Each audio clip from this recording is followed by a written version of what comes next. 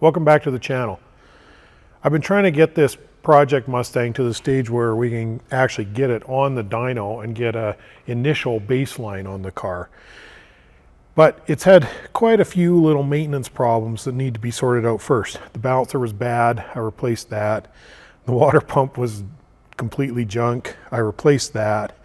But the cooling system looked really contaminated, and the radiator, frankly, looks like junk. It's all corroded inside. It's a real mess. So we're going to replace the radiator as well. I have done a flush on the cooling system. So right now we just have water in here. When you're going to replace the radiator, the first thing you want to do is start with a cool car. Absolutely, positively, don't open the cap when the car is hot. I like to have the car on a hoist like this so I can get at it from underneath. You're going to find that you're going to want to get access to the lower rad hose to take it off, and that's not all that easy from on top, but it is easy from underneath. So put it on jack stands, put it on a hoist, get it up in the air a little bit so it's easier to get at. You're going to need a handful of special things to do this job. Obviously some coolant. I always buy concentrate rather than 50-50 and then mix it myself. And you're going to need a new radiator. This radiator here is a service replacement Rock Auto Special. It's an OSB. I've used these before and they actually work really well, and they normally go in pretty straightforward. One thing that is going to be a little bit special if you have an automatic car like this is the trans cooler. So make sure you get a rad with a trans cooler built into it like this, and you're going to have to transfer those fittings over to the new radiator and get your transmission cooler lines hooked up right. All right, we got to get the coolant out of here. I took the cap off the top. It's just water in here right now. There's a spring clip that holds the lower rad hose on. You're going to want to compress that and pull it back off of the bottom of the radiator. Now, we don't have to be all that careful with this stuff because I'm replacing it all. I got a new rad hose and a new radiator. So we'll kind of give that a little turn like that.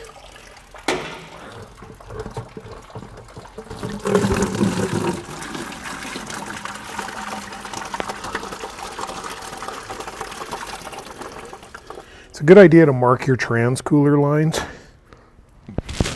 so when you go to put them back together, there's no question which one's which. Just do that with some tape like this. It should be obvious, but don't take anything for granted here. So I got this lower rad hose pulled out, and it's got this inline heater in it.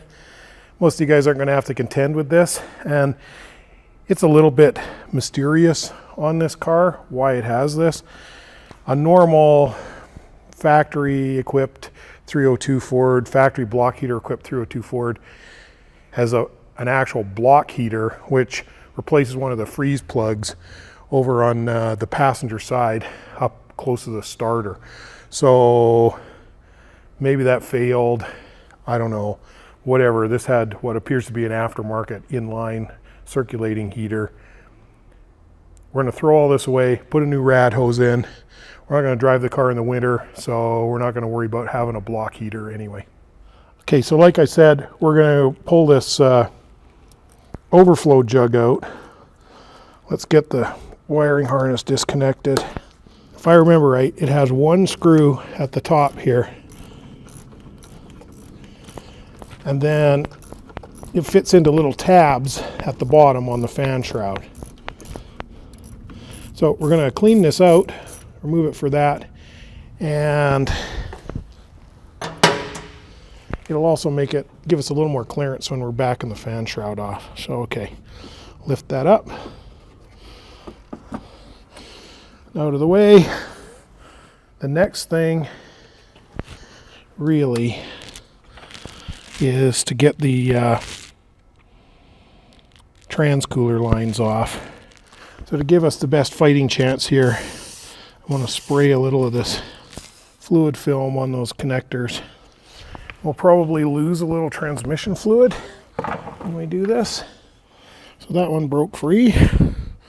That's nice. You won't believe how handy it is to have a little set of stubby wrenches like this. These wrenches actually have a little handle that goes on them, but I feel like if I was going to use a handle, I would have used a regular combination wrench. Now, if you're going to leave this for any period of time, you should cap these fittings just to make sure we don't put any water in the transmission. So I got a little sort of pail of caps here. So those transcooler lines are capped off, so we're not going to get coolant in there. And I didn't buy a fresh upper rad hose. Hopefully we don't screw this up. Okay, back that spring clip off. Back it back onto the hose. Give the hose a little twisting motion.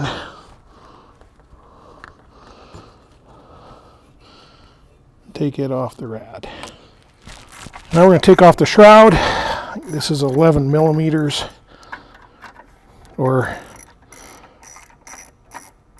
who knows, maybe it's like 7/16, but it's not that critical. And you're going to lift the shroud up off of the little clips on the radiator and just kind of push it back on top of the fan like that. Then we'll take off the radiator supports themselves, which are 10. I like to try and keep these on their respective sides when possible. And that should free our radiator up. Wow! Look at how dirty it is on the front too. Okay.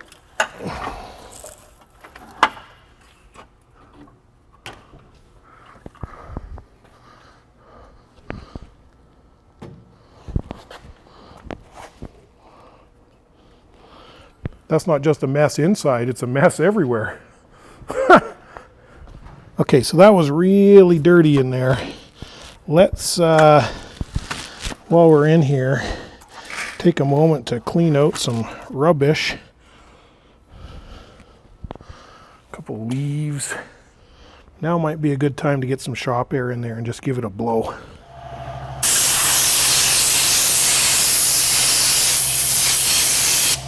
Okay, so now we're going to transfer these fittings from the old rad, which looks even worse when I get looking at it here. Plus, I think it was leaking here for sure.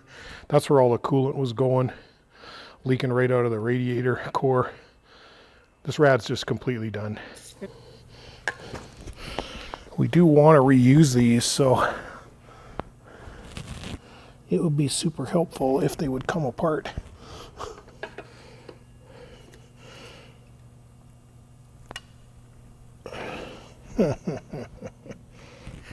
You don't want to twist these up.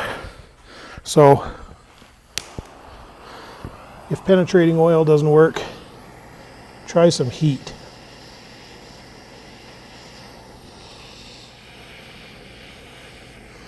When you see that orange flame, chances are it's corrosion that's burning off.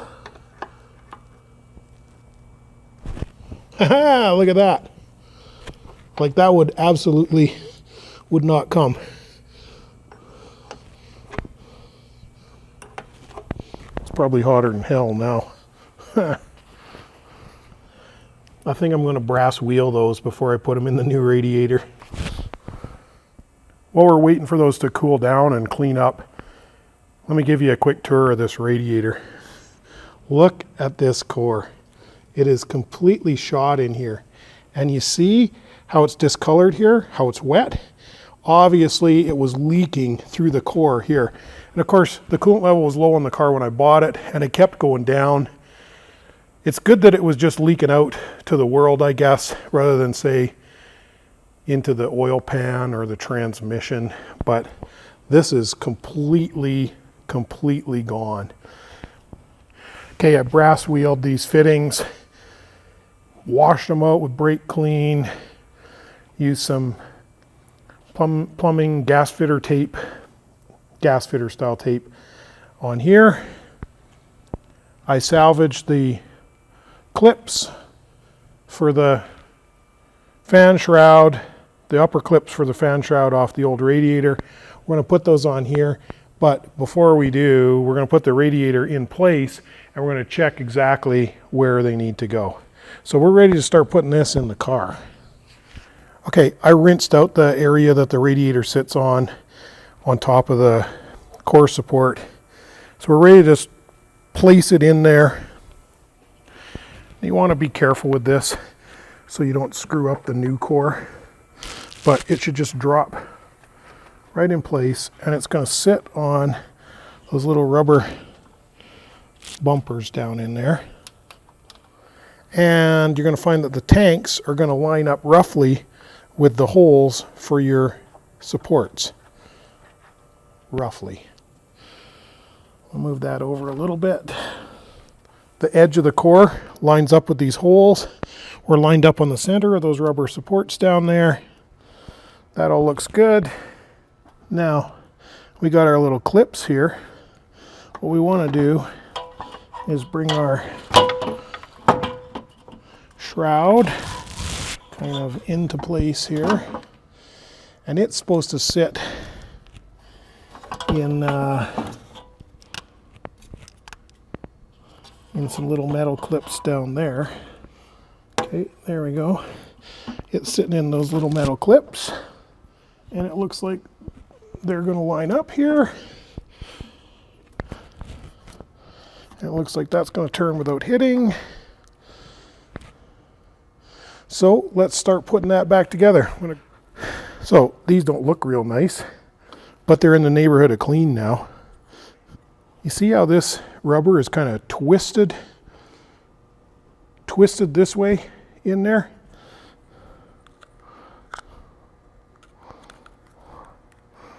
There. It's supposed to be squared up. So now that's squared up.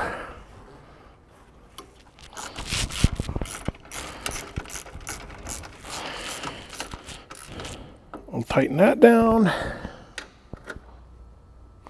Try and get that centered. Now when you put these in, this little bent out leg goes inside. So I'm going to put that on there.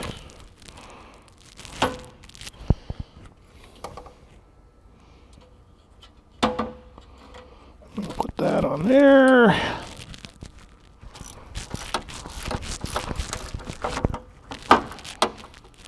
Reattach the radiator, reattach the fan shroud, check that the fan rotates freely, reinstalled and tightened up our transmission cooler fittings, hooked up our upper rad hose. We're ready to put our overflow bottle on, hook up the lower rad hose and start putting coolant in it. When this is all done, it should look like this. The shroud should be clipped into these clips. The overflow jug should be clipped into those clips. You should have your lower rad hose hooked up. You should have your petcock closed. And you should have your lower rad hose hooked up there. Then you're ready to start putting coolant in. If you water flushed it like I did, you're going to have something like half of your cooling system capacity already consumed with water. So fill it with concentrate. Don't put in 50-50 at this point. And when you start putting it in, listen for it running out on the ground. in case you forgot to hook something up. If I've been in the car, if it's fresh, I like to take this upper hose off, and hopefully you've got a thermostat with a bleed hole in it, and watch for coolant to come up in there. Okay, so we got this thing what looks like about full. It's time to start the car and try and get any remaining air pockets out of it. You should wear eye protection for this, and you should leave the cap off so you can see what's going on. Now we've got our heater on full hot. You can always squeeze this a little bit, but you're not going to get coolant in there until the thermostat opens. And you should look to see if you're leaking all over. What we're waiting for here is the thermostat to open. And that's the point where usually you'll see that thing suck right down. It's swelling up pretty good, but for sure there's a big air pocket in there. There, see that?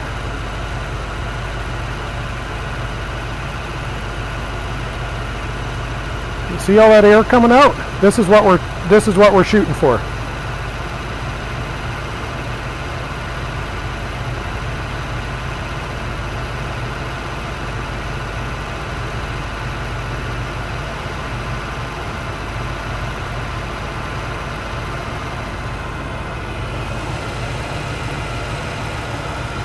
That upper hose is still cold, so we know the thermostat isn't open.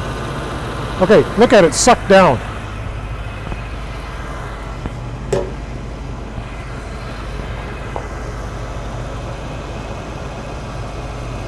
So we've gone from spitting coolant everywhere to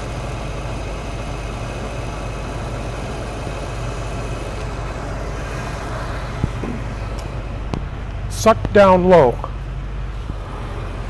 Okay.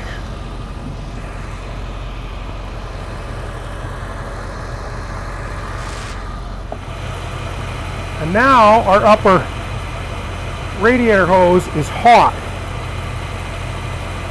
Good and hot. That means we got coolant going through there.